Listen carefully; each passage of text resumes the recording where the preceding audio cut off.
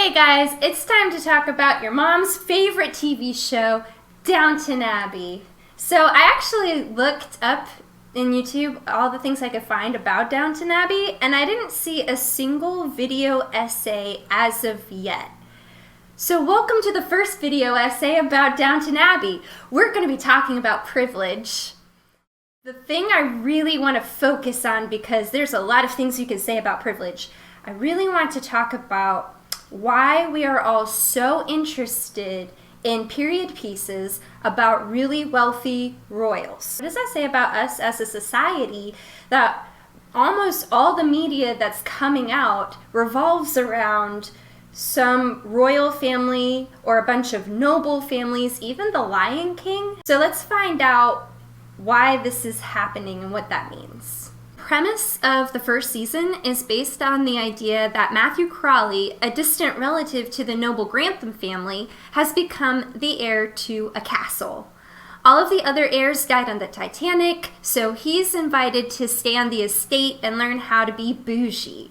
Downton Abbey displays the slightly melodramatic upstairs world with the comedic machinations of the downstairs world, at least in the first season. And it shows how each influences the other. So it ends up coming across like a soap opera meets Parks and Recreation. So Matthew is the protagonist of the upstairs world and the self-insert character for the audience as he introduces the world of privilege and wealth to us. It looks like he's going to tie in a lot of themes of the show together as he tries to modernize this old-fashioned family to adjust to a changing world that doesn't really need them anymore. But all of a sudden, Matthew dies! It's totally unexpected, and I was so caught off guard, I actually called my mom, and I asked her, do you think he's really dead? Like, could he just be sleeping or something, or maybe just knocked unconscious? And she said, Cassie, his eyes are rolled in the back of his head. What do you think? And I was shook. I'm sorry I said that. I was so surprised that everyone was surprised that we just had no idea what to do with this. It turns out in real life, the actor wanted to get out of his contract, so even the writers hadn't really planned for him to die within the course of the narrative. And when you watch the series as a whole, you see this takes the show into muddled territory as they lose the only middle-class character that they have. They have to make someone else the protagonist now, and my theory is that the Lord of the Manor, Earl Grantham, becomes our secret protagonist.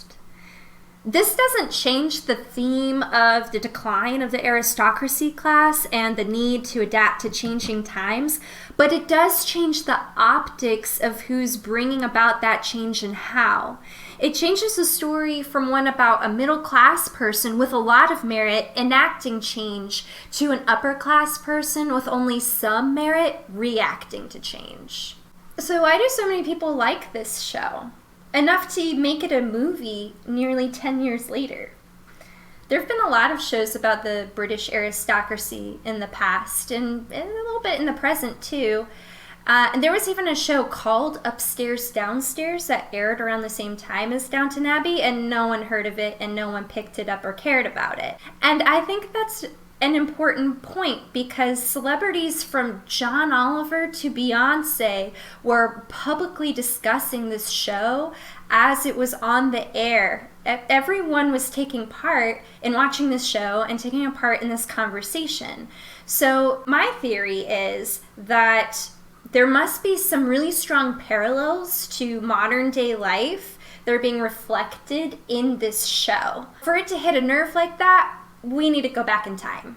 At the time of Downton Abbey's filming, the TV show, not the movie, we're actually transported to a completely different time, and wealth isn't discussed the same way that it is now. The word privilege isn't even in the vernacular yet. Occupy Wall Street doesn't even happen until the premiere of the second season. We're basically knee-deep in a recession and a housing crisis as this is all coming out. There hasn't been enough time for us to react or to even think about how all of this can be placed into a larger narrative. And a lot has changed in 10 years. The pilot episode is basically 10 years old.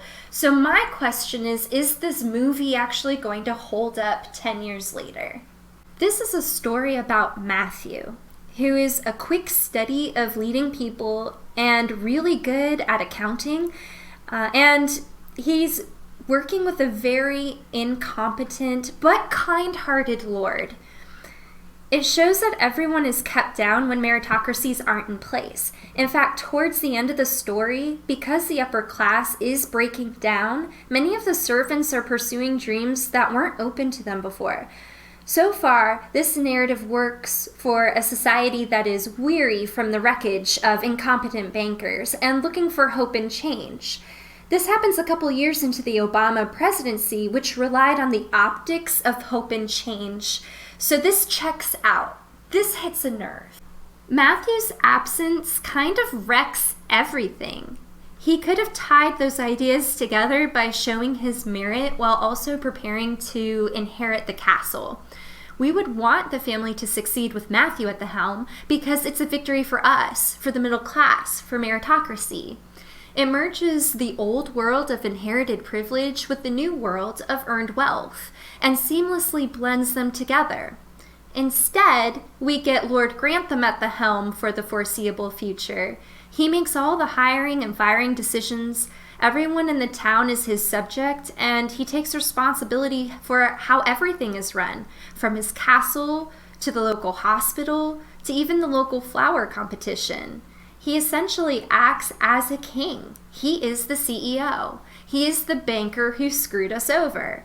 The fact that he's portrayed as this benevolent king and a fatherly figure for his servants is a curious choice. My mind wants to play the smallest violin for the Granthams when they realize they may have to give up the literal castle they live in and live in a large mansion in the country instead.